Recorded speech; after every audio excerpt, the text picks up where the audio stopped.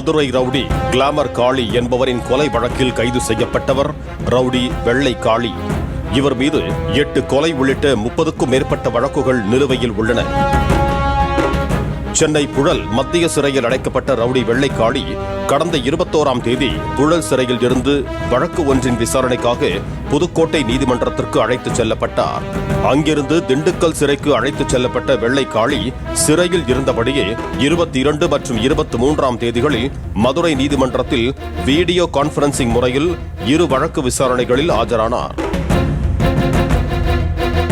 தொடர்ந்து 24ஆம் தேதி காலையில் போலீஸ் பாதுகாப்புடன் திண்டுக்கல் சிறையில் இருந்து சென்னை புழல் மத்திய சிறைக்கு வெள்ளை காளியை போலீசார் அழைத்துக் கொண்டு புறப்பட்டனர். திருச்சி சென்னை தேசிய நெடுஞ்சாலையில் பெரம்பலூர் அடுத்த திருமாந்துறை சுங்கச்சாவடிக்கு முன்னதாக மதிய நேரம் வந்ததால் உணவகம் ஒன்றில் காரை நிறுத்திய போலீசார் வெள்ளை காளியை சாப்பிட அழைத்துச் சென்றனர்.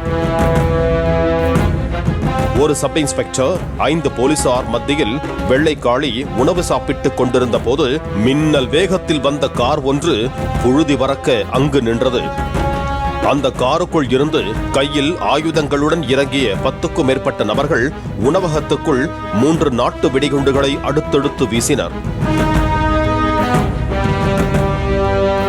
உணவகம் புகை மண்டலமான நிலையில் உள்ளே புகுந்து வெள்ளை காளியை வெட்டி வீசுவதற்காக முயற்சி செய்தனர். அதற்குள் சுதாரித்துக் கொண்ட போலீசார் அவர்களை நோக்கி 9 ரவுண்டு துப்பாக்கிச் சூடு நடத்தினர். இதனால் பயந்து போன அந்த கும்பல் வந்த வேகத்திலேயே தங்கள் கார்களில் ஏறி சுங்கச்சாவடி தடுப்புகளை தட்டிவிட்டு தப்பிச் சென்றது.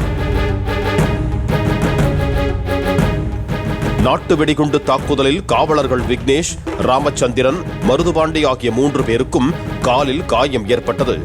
அவர்களுடன் உணவருந்திக் கொண்டிருந்த வெள்ளை காளியின் வழக்கறிஞர் மற்றும் உதவியாளருக்கும் காயம் ஏற்பட்டது. 5 பேரும் சிகிச்சைக்காக அரசு மருத்துவமனையில் அனுமதிக்கப்பட்டனர். போலீசார் நடத்திய துப்பாக்கிச் சூட்டில் எதிர்த்தரப்பில் உள்ளவர்கள் காயமடைந்ததாக தெரியவில்லை. போலீசார் துப்பாக்கிச்சூடு நடத்தியதால் தான் ரவுடி வெள்ளை காளியை கொல்ல வந்த கும்பல் தப்பி ஓடியதாக போலீசார் தெரிவித்தனர். உடனடியாக வெள்ளை காளியை அங்கிருந்து ஆயுதப்படை மைதானத்திற்கு அழைத்துச் சென்றனர். தகவல் அறிந்து வெள்ளை காளியின் உறவினர்கள், ஆதரவாளர்கள் சம்பவ இடத்திற்கு வந்ததால் பரபரப்பு ஏற்பட்டது.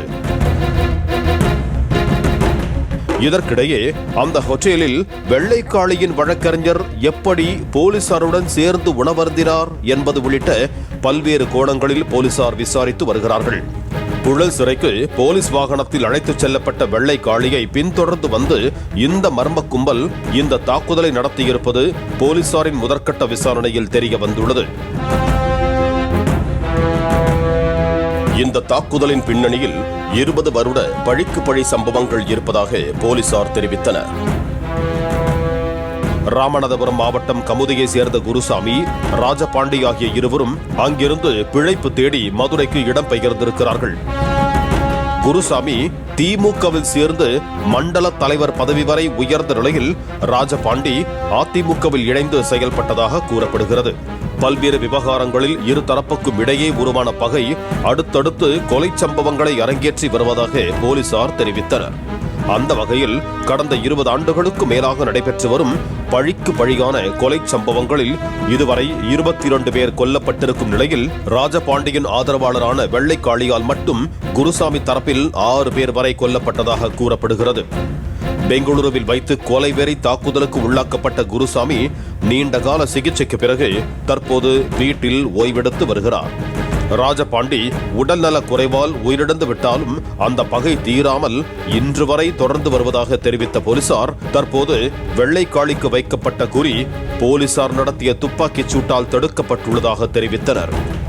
இதற்கிடையே சென்னையில் இருந்து விரைந்த தனிப்படை போலீசார் வெள்ளை காளியை புழல் சிறைக்கு அழைத்துச் சென்றனர். பாலிமர் செய்திகளுக்காக செய்தியாளர்கள் முருகேசன், கதிரவன் மற்றும் வேல்ராஜ்.